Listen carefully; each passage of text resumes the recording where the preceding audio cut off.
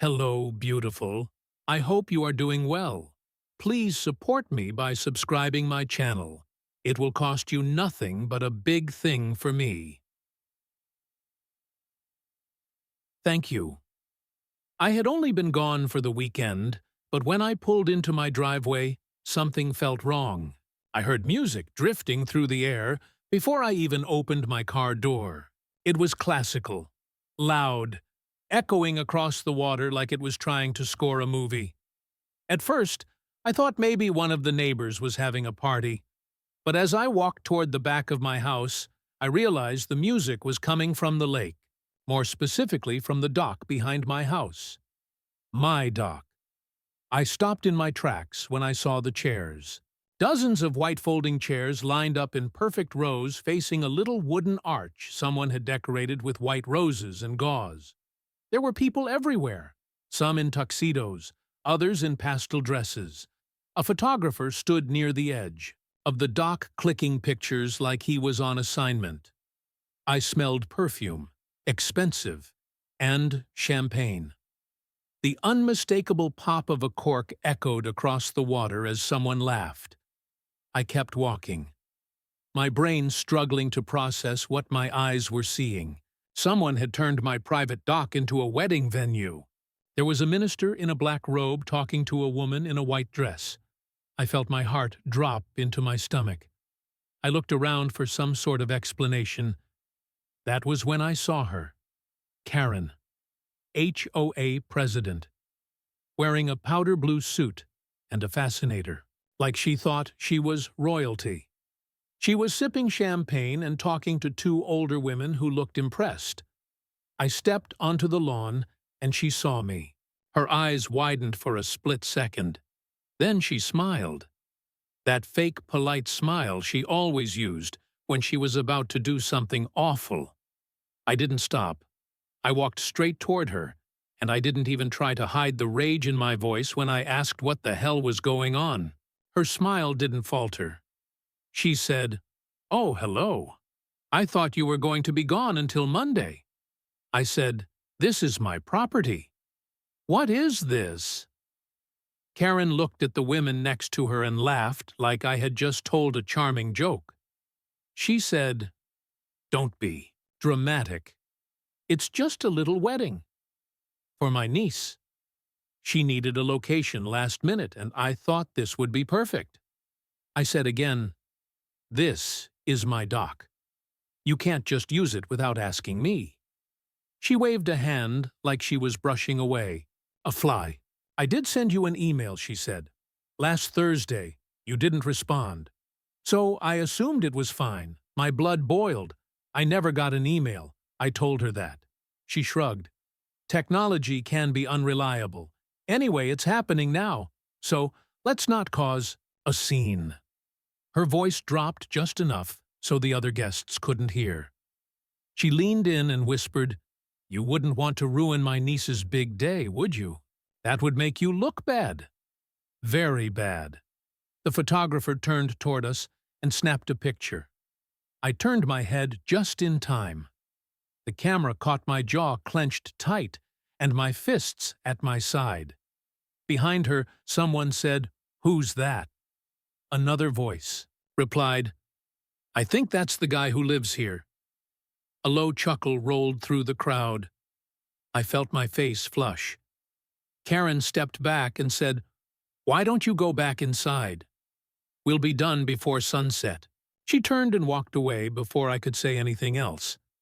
I stood there watching her blend into the crowd like she owned the place, like she had every right. I took a deep breath and turned around. Walked back up to my house. Closed the door behind me. I sat down in my kitchen. My hands were shaking. I looked out the window and saw them all toasting on the dock. My dock. I had built it myself 2 summers ago. Paid for every board. Installed every bolt. And now it was a backdrop for a wedding I wasn't even invited to. I opened my laptop. Checked my email. No message from Kerren. No courtesy notification. Nothing. I checked the HOA site. No mention of any event. No approval form. no request. Just Kerren's smiling face on the board member page. I could hear their laughter even through the walls. I clenched my teeth so hard my jaw popped. I wasn't just angry. I felt violated, disrespected, and powerless. I sat there for a long time, just listening, waiting, thinking. The sun started to set. The music slowed to something romantic. I imagined the vows, the kissing, the applause. I imagined Kerren clapping louder than everyone else, taking credit, smirking like she always did, like she always got away with everything. But not this time. Not this time. I watched the last guest leave just before nightfall. Kerren stayed behind to direct the cleanup. She pointed and barked orders like a general. When she finally walked off the dock and up the hill, I saw her glance back over her shoulder. She didn't see me watching from the shadows of my porch. She didn't see the way my eyes followed every step she took. She thought she had won, that I would just accept this. She was wrong. Let her enjoy tonight. Let her gloat. Because this wasn't over. Not by a long shot. The next morning, I woke up to the sound of my phone buzzing. A notification from the HOA app. I opened it and stared in disbelief. A noise complaint had been filed against me. Filed by Kerren. The message said loud music had disturbed the peace on Saturday night. I blinked, laughed once. Short and bitter. I hadn't played a single note of music all weekend. That wedding had been the only source of noise. I walked outside and stared at the dock. Still there. Still covered in rose petals. And white ribbon. Champagne corks floating near the edge. A plastic chair had blown into the water. It rocked gently with the waves like it belonged there. I took a picture. Sent it to the HOA board with a note. Who approved this event? No one replied. Hours passed. Finally, Kerren messaged back. She wrote the board had delegated event oversight to her. As president, she was authorized to make executive decisions. She ended with a smiley face. I didn't respond. I started researching the bylaws. Buried under 3 PDFs, I found the clause she was twisting. It mentioned shared spaces and emergency use permissions, but nowhere did it grant her the right to commandeer private property. I sent a follow-up, quoted the exact sections, attached screenshots. The silence from the board was deafening. Days passed. Then another notification. HOA newsletter. New event announced. Wine tasting on the lake. This Saturday. Hosted by Kerren. No location listed. But the flyer had a photo of my dock. My dock. Again. I walked down to the dock that afternoon. Inspected the supports. Ran my fingers along the bolts. Checked the ramp. Everything was intact. Still mine. Still secure. I stood there for a while, listening to the soft lap of the water. The smell of old roses and spilled wine lingered. I clenched the rail. Kerren wanted to pretend this was hers, that she had control, that I couldn't stop her. And maybe I couldn't. Not directly. I went back inside and thought about the board. 3 of them were Kerren's friends, golf buddies, people who nodded along while she talked and never disagreed. The others were silent types, too afraid or too tired to fight her. She had a way of making resistance feel pointless, exhausting, but I wasn't tired. I was wide awake, focused, and I had an idea. That night, I went for a walk. The lake shimmered under the moonlight. Calm, peaceful. It made me think. Kerren was powerful because no one ever said no. She counted on apathy, on silence. But there was one thing she didn't count on. Someone playing by different rules. She wanted my dock. Fine. Let her have it. Let her believe it was hers. Let her stand on it again. In front of her guests, with her wine glasses and smug little speeches, I opened a new tab on my browser, started researching flotation systems, subtle ones used for mobile docks. I found diagrams, blueprints, watched videos, made notes. I measured the distance from the dock to the shore, calculated drift, considered weight distribution. If she wanted to host a party on my property, then she could do it, out there, in the middle of the lake, alone. The next morning I visited the hardware store, bought tools, cables, anchors, quiet things, simple things. I didn't tell anyone, not my neighbors, not even my brother. This wasn't a complaint. This was a plan. I spent the next few nights preparing, quietly, carefully. I worked under the cover of darkness, unscrewed just enough bolts to make the dock mobile, installed a retractable anchor with a remote release, adjusted the ramp to slide free with a gentle nudge. On Thursday, I received another HOA message, reminder about the wine tasting. Kerren signed it with a flourish. We look forward to another beautiful lakeside evening. I smiled. Let her look forward. Let her bring her guests. Let her stand there and pour her overpriced wine and bask in their praise. Friday afternoon, I saw her on the street. She waved like nothing had happened, said hello in that syrupy voice she used when she thought she was winning. I waved back, smiled, told her the weather looked perfect for Saturday. She agreed, said the lake made such a perfect backdrop. I said nothing, just nodded and walked away. That night I stood on the shore and looked at the dock. It floated just slightly more than before, a whisper of drift, almost invisible, but it was ready to go. Kerren wanted control, but control is only real when no one notices the leash being cut.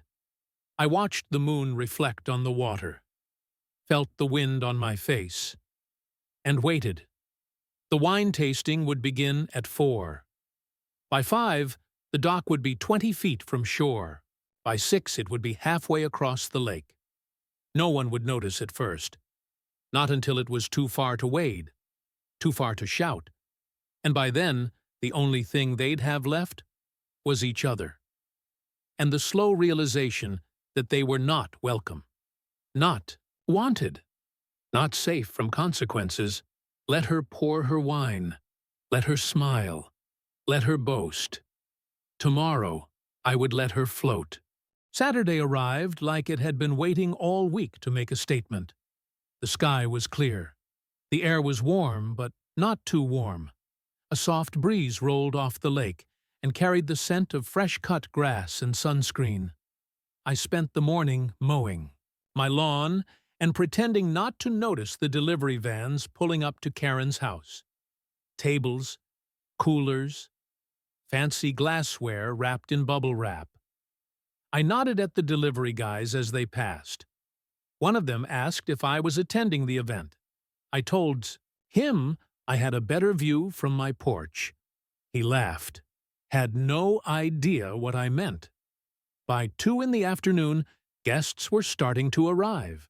Women in sundresses, men in polos and boat shoes, all smiling, all sipping from tall glasses with fruit skewers.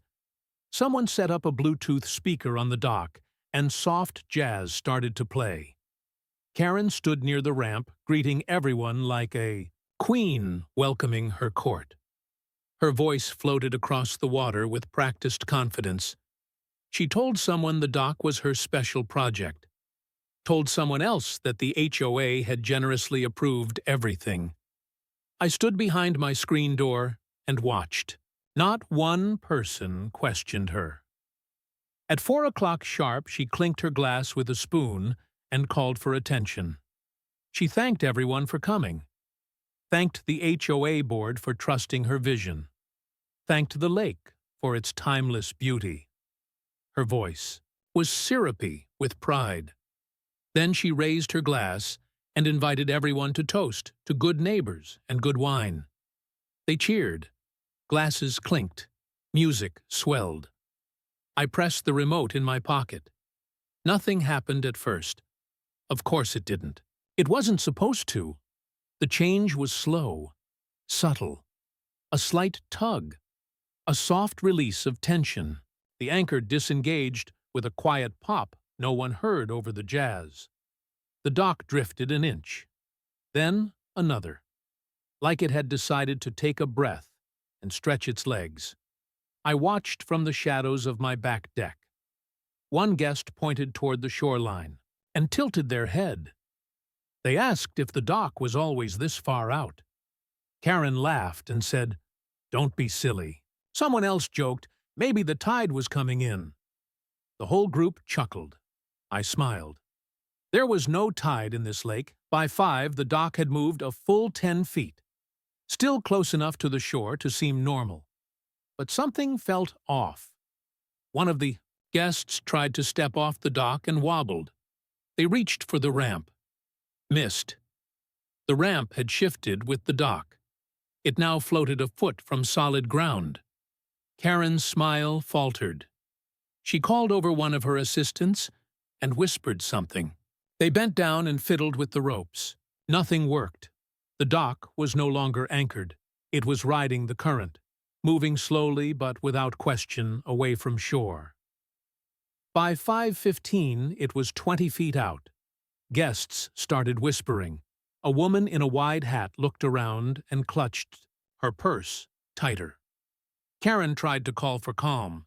She said it was fine. Everything was fine. Just a minor alignment issue. Someone asked how they were going to get back. Someone else asked if this was a joke. The laughter was thinner this time. Nervous. Brittle. Kerren turned and looked at the shore.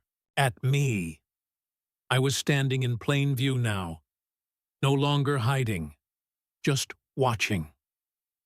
She opened her mouth like she wanted to say something, but nothing came out.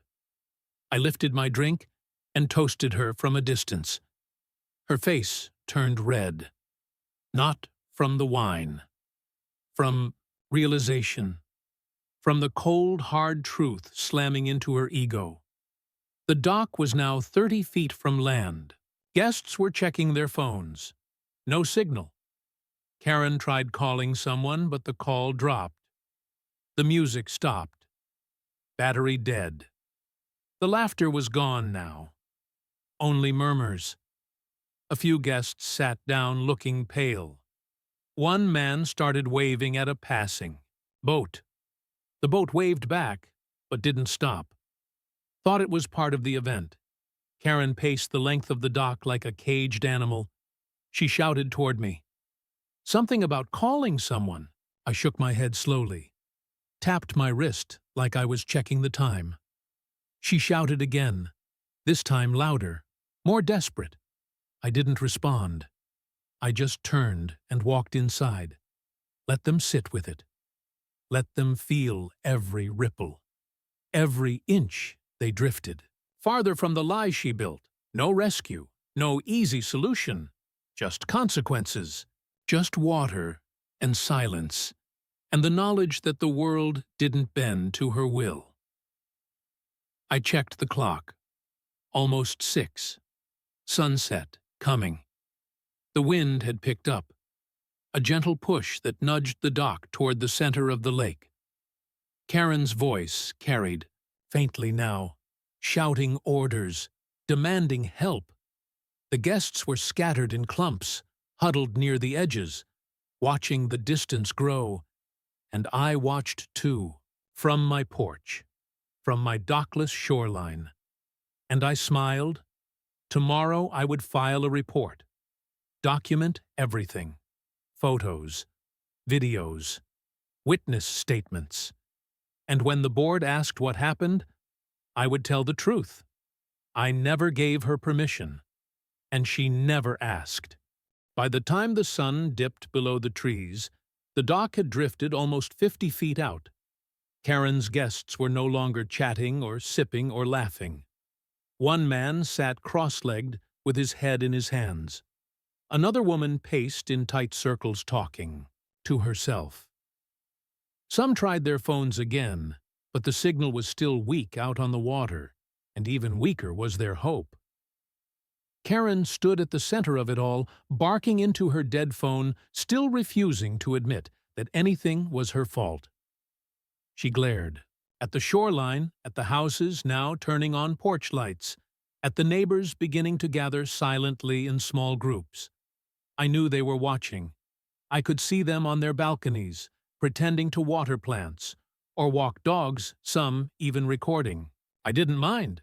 I wanted them to see what happened when arrogance tried to steal what didn't belong to it. Kerren shouted my name across the water once, twice again. Louder, I didn't answer.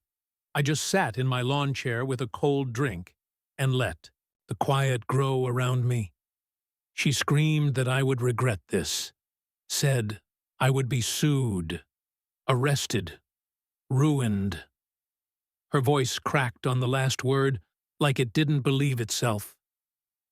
Guest finally snapped yelling at her, asking why she didn't secure the dock, asking what kind of person hosts an event without permission or planning.